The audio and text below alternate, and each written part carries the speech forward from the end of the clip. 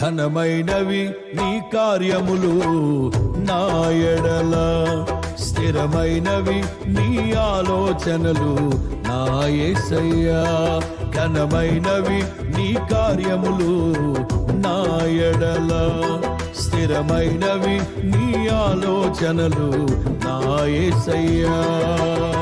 కృపలను పొందుచు కృతజ్ఞత కలిగి స్తుతులర్పించెదను అన్ని వేళలా. కృపలను పొందుచు కృతజ్ఞత కలిగి స్తుతులర్పించెదను అన్ని వేళలా.